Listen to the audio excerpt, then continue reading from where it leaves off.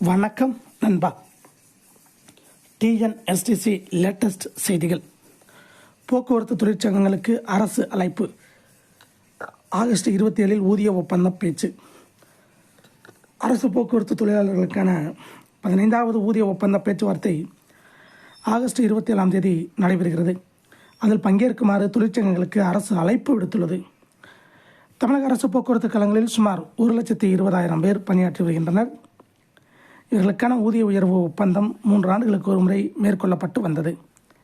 இதன்படி 13வது ஊதிய ஒப்பந்தம் கடந்த 2019 ஆகஸ்ட் 31 முடிவடைந்தது.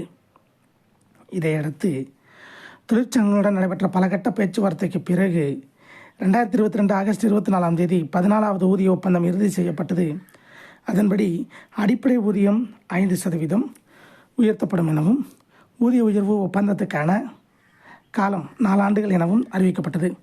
அந்த ஊதிய ஒப்பந்தமும் கடந்த ஆண்டு ஆகஸ்ட் 31 முடிவடைந்தது.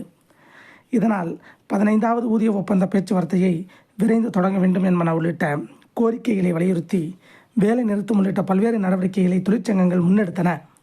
இது தொடர்பாக தொழிலாளர் துறையின் முன்னிலையில் நடைபெற்ற பேச்சுவார்த்தையின் போது ஆகஸ்ட் 27 ஊதிய ஒப்பந்த பேச்சுவார்த்தையை நடைபெறும் என போக்குவரத்து கழக நிர்வாகங்கள் தரப்பில் தெரிவிக்கப்பட்டது.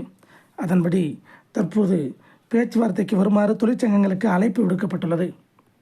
இது தொடர்பாக 15வது ஊதிய ஒப்பந்த பேச்சுவார்த்தை குழு சார்பில் தொழிற்சங்கங்களுக்கு அனுப்பப்பட்ட அழைப்பு கடிதம் தமிழக அரசு போக்குவரத்து கழக தொழிலாளர்களுக்கான 15வது ஊதிய ஒப்பந்தம் தொடர்பான முதல்கட்ட பேச்சுவார்த்தையானது ஆகஸ்ட் 27 காலை 11 மணிக்கு மாநகர போக்குவரத்து கழகத்தின் குரோம்பேட்டை பயிற்சி மைய வளாகத்தில் நடைபெற உள்ளது.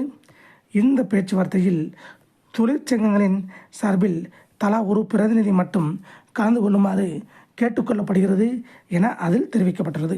இதை போன்ற போக்குவரத்து துறை அப்டேட்டுகளை தெரிந்து கொள்ள நம்ம சேனல் சப்ஸ்கிரைப் பண்ணுங்கள், ஷேர் பண்ணுங்கள், லைக் பண்ணுங்கள். நன்றி, வணக்கம்.